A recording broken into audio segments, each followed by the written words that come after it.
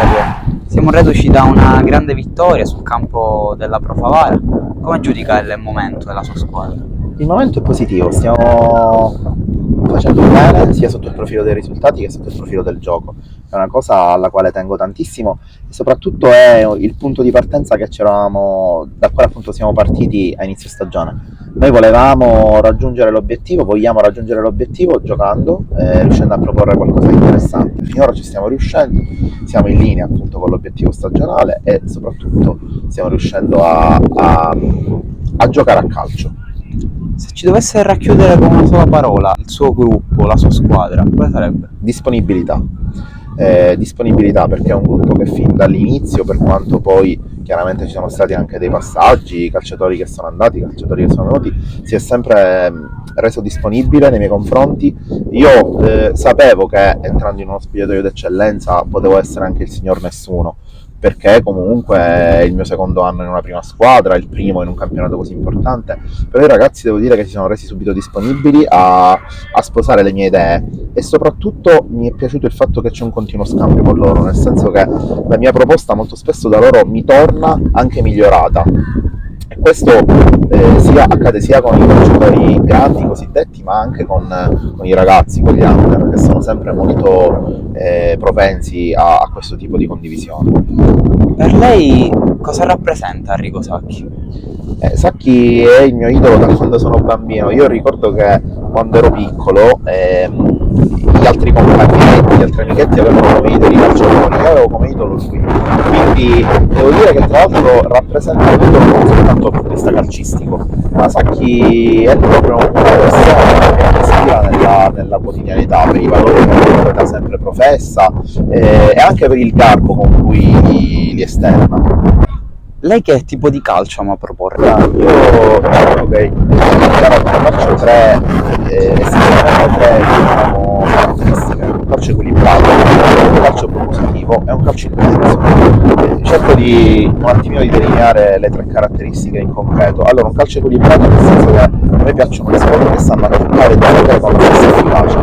Poi è chiaro che il disequilibrio si crea sempre, cioè tu sei sempre un po' più bravo ad attaccare, un po' più bravo a difendere, però l'importante è che nel bilanciamento ci sia sempre appunto un minimo eventualmente di discrepanza, ma ci sia efficacia sia nell'uno che nell'altra fase. Poi intenso, nel senso che vorrei sempre una squadra attiva, ma non soltanto dal punto di vista atletico, perché spesso si confonde l'intensità con la quantità di corsa o qualità di corsa. No, l'intensità è anche mentale, l'intensità è anche riuscire a stare dentro la partita mentalmente per 90 minuti o riuscire a stare dentro la partita tatticamente per 90 minuti più recupero, o addirittura anche tecnicamente, quindi essere il più possibile precisi, efficaci nella giocata tecnica, nel passaggio, nel tiro in porta, nel disimpegno. Quindi l'intensità, ripeto, è a 360 gradi. Poi propositiva, e qui capisco che può essere un concetto quasi strumentalizzato. Strumentalizzato, perché spesso si passa per scienziati. No, il problema è che il calcio è un gioco che nasce come un gioco offensivo e come un gioco collettivo. Quindi la propositività in cosa consiste? Consiste nel fatto che noi non cerchiamo di difenderci per non subire il gol, cerchiamo di difenderci per recuperare la palla al fine poi di andare a segnare. Quindi la propositività è in questo senso, una difesa anche aggressiva, una difesa che sia attiva, che cerchi di dare spazio e tempo all'avversario e poi, una volta in possesso, cercare di imporre, di dominare nei limiti di quello che l'avversario permette. Sappiamo anche che in talune partite l'avversario non ti permette di essere difensivamente dominante e offensivamente dominante. In quel caso chiaramente cercheremo di adeguarci. Lei appunto ha parlato molto di fase difensiva, abbiamo visto poco fa l'allenamento, quanto è importante per lei la linea. Ce la racconta meglio questa linea difensiva? Sì, allora essenzialmente il concetto da cui parto è che bisogna difendere prima da squadra, poi di reparto e in ultima analisi quindi per fare questo è chiaro che bisogna lavorare in quest'ottica. Qui noi lavoriamo spesso, soprattutto il giovedì, il mercoledì e il giovedì, che lavoriamo in ottica partita domenicale, andiamo appunto a sollecitare questo tipo di situazioni con il pressing, quindi lavoriamo con il pressing, cercando di lavorare sempre col pressing o ultra offensivo o offensivo, quindi in modo tale che il recupero della palla avvenga il più alto possibile. E poi appunto soffermandoci sui reparti la linea difensiva, che chiaramente quando si parla di fase difensiva, il difendente è il reparto principe, andiamo molto spesso a stressare con dei lavori prima analitici e poi calati in situazione, per riuscire a fare in modo che il sistema nervoso dei difensori registri proprio quelle che devono essere le distanze, quelli che devono essere i movimenti, quelli che devono essere i tempi dei movimenti, e poi cerchiamo di, appunto, in situazione andare a mettere in pratica, sperando che la domenica tutto questo diciamo produca il risultato che abbiamo. Una categoria, quella dell'eccellenza, non sempre tanto documentata. Lei come riesce a studiare l'avversario? Ovviamente ci sono avversari che hanno più video, anche live durante la settimana, però ci sono altri che sono più difficili da studiare. Lei come approccia in questo senso? Sì, allora lo spiego perché è una domanda molto intelligente. Un lavoratore che quando può va a seguire l'avversario della domenica successiva dal vivo, poi mi riporta quelli che sono diciamo, i dati che io chiedo, quindi in base ai criteri che io gli fornisco, poi mi riporta. Poi personalmente diciamo che i YouTube, quindi che riesco a trovare sui social, mi aiutano. Chiaramente non sempre della stessa squadra tu riesci a, diciamo, recuperare più video, quindi nella peggiore delle ipotesi il video di una stessa partita lo guardo 3, 4, 5 volte, perché ogni volta si può cogliere una sfumatura diversa. Per esempio è proprio quella del Favara, la partita del Favara, ho guardato la loro partita sia contro una squadra importante come Fulanissa, sia quando hanno vinto, credo, contro la Folgore, insomma, in modo tale che per vederli sia diciamo contro una grande squadra e con una squadra alla nostra portata, per capire un po' quali fossero i loro comportamenti, e sono riuscito a cogliere quegli aspetti che poi mi sono serviti per preparare la partita. Com'è il suo rapporto con la piazza di Marineo? Comunque è una piccola popolazione, perché stiamo parlando di circa 6.000 abitanti, però comunque se vediamo che la squadra è molto seguita. Lei che come ha approcciato fin da subito, dall'inizio, dal ritiro, fino ad oggi, in cui comunque i risultati stanno arrivando? Sì, allora innanzitutto credo che i risultati stiano aiutando a fare in modo che il rapporto sia, diciamo, empatico. Personalmente fin da subito ho colto nei marinesi tanto orgoglio rispetto alla loro squadra di calcio, perché comunque un paese così piccolo, credo che sia uno dei più piccoli comunque tra i due gironi addirittura dell'eccellenza a appunto essere a partecipare a questo campionato. Quindi diciamo, un paese così piccolo che si ritrova in eccellenza poi sente tantissimo questa situazione, quindi il loro orgoglio di poter mantenere la categoria, nel sentirsi protagonisti calcisticamente all'interno del panorama regionale, l'ho colta subito. Dal punto di vista personale, come dicevi tu, sicuramente c'è un rapporto di stima, credo, nel senso che io penso di essere entrato attraverso il lavoro nel cuore dei marinesi, e poi chiaramente mi hanno aiutato i risultati, e la stima è reciproca, perché ho visto un paese che, seppur inizialmente poteva in qualche modo, come dire, essere un po' più attendista, adesso davvero la presenza della domenica sugli spalti lo testimonia e partecipe e aiuta la squadra settimana dopo settimana. Certo, il protagonismo come chiave di tutto, il suo percorso, il settore giovanile dell'Akragas, il passaggio all'Empedoclina come prima squadra. Come ci può raccontare il suo arrivo in questa piccola piazza? Sì, io da calciatore fondamentalmente mi sono soltanto divertito nelle categorie, quindi tra terza e prima, e ho smesso prestissimo perché io volevo iniziare ad allenare il prima possibile, quindi a 20 anni, in concomitanza col secondo anno dell'università, ho iniziato ad allenare i piccolini nella scuola calcio che avevo frequentato, quindi il CEI. Da lì è stata un'escalation che, devo dire, anno dopo anno mi ha portato appunto a salire sempre più, e quest'anno, dopo l'anno scorso all'Empedoclina, si è palesata questa possibilità del Marineo. Devo dire che da parte mia io mi sentivo pronto, perché comunque l'esperienza di Porto Empedocle l'anno scorso è stata molto formativa, un'esperienza importante dove sia dal punto di vista dei risultati che della proposta di gioco sono riuscito comunque a in qualche modo dimostrare qualcosa.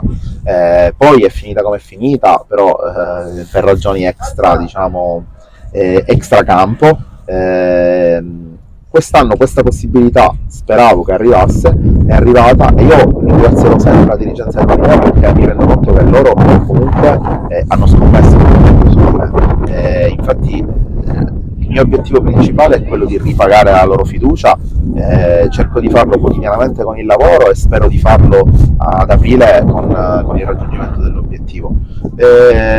L'ambizione personale ovviamente è quella di, come dire, continuare a progredire, però io sono anche una persona molto riconoscente e mi piacerebbe, se le cose dovessero andare bene, anche continuare a stare a Marineo il più a lungo possibile.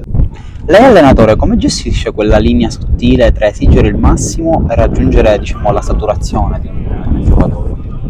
Questa è una bella domanda. Il nostro ruolo è molto importante perché molto spesso, soprattutto in queste categorie, è chiaro che il vincitore magari ha anche una vita familiare,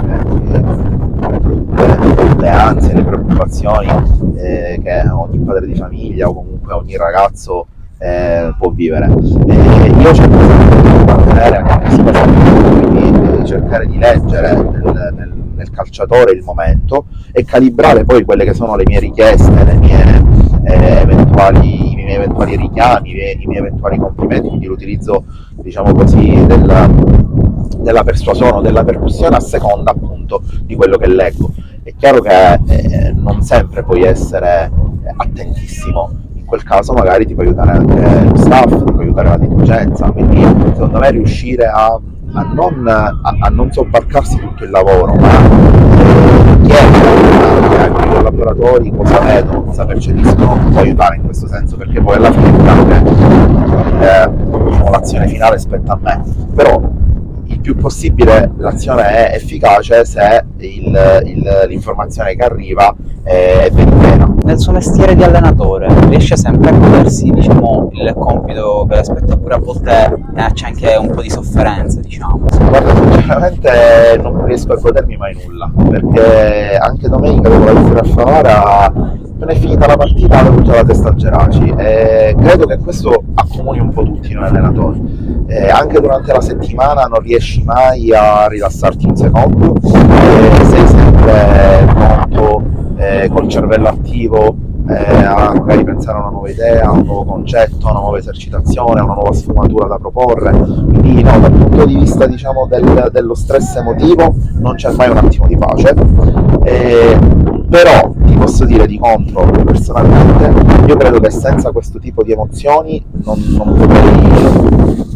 mi sveglierei contento al mattino, quindi c'è questa dicotomia, perché da un lato fondamentalmente allenare è spesso appunto sofferenza e fatimento, però sono una sofferenza e un fatimento che noi allenatori probabilmente desideriamo, di cui abbiamo bisogno. Credo che una qualità di un leader sia l'equilibrio emotivo, che sia vittoria o sconfitta. Lei da quanto trapela è molto equilibrato e questo genera credibilità. È qualcosa che lei lavora ogni giorno oppure, diciamo, si ottiene con qualcos'altro?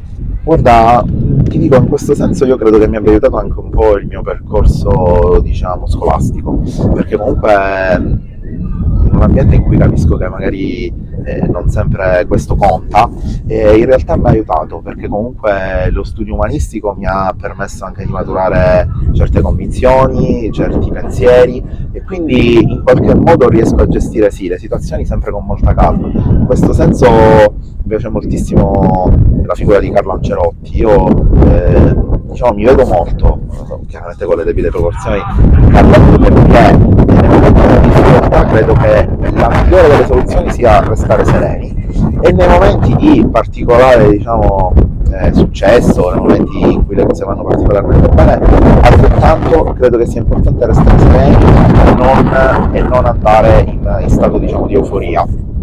Quella non aiuta, perché chiaramente non ti fa vedere le cose per come sono. Invece la serenità ti aiuta anche a capire quando hai vinto perché hai meritato, quando hai vinto perché sei stato fortunato, e allo stesso tempo ti aiuta a capire quando hai perso perché hai meritato di perdere e quando invece hai perso ma comunque, diciamo così, la prestazione in realtà è stata positiva.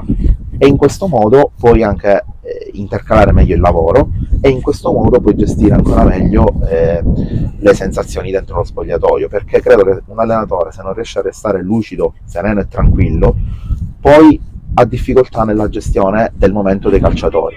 Io anche in partita non mi piace urlare, lo faccio quando è necessario, ad esempio con i ragazzi proprio nell'intervallo della partita con lo Shock abbiamo avuto uno scambio importante sotto questo punto di vista, diciamo abbastanza acceso, ma non accadeva dalla partita con la Folgore, quindi da diverse settimane, perché io credo che sia necessario, cioè che sia utile urlare quando è necessario. Mi interessa molto capire la sua gestione con questi giovani, perché il Marineo ne ha tanti anche in prima squadra, lei ne utilizza tantissimi durante le partite, soprattutto come si amalgamano, diciamo, nel gruppo nel quale ci sono tanti giocatori importanti. Mi viene in mente De Luca, mi viene in mente Maggio, ne potremmo citare sicuramente tanti, ma diciamo che quanto è importante l'amalgama? Sì, allora, innanzitutto io voglio sottolineare il fatto, e qui devo dare grande merito alla società, che noi abbiamo una rosa essenzialmente giovanissima, nel senso che oltre agli under, che sono tanti, i nostri calciatori comunque di spicco sono 4 grandi, poi sono tutti tra il 2000, il 2001 e il 2002, cioè gente che sembra matura, in realtà poi se vai a guardare la carta d'identità, posso fare gli esempi di Morana, di Mantegna, sono ragazzi nati nel 2000 o nel 2002, quindi innanzitutto un plauso alla mia società che è riuscita a costruire un gruppo giovane ma molto competitivo. Da parte mia, devo dire, essenzialmente essendo me stesso, quindi la gestione dei giovani e dei grandi per me non cambia.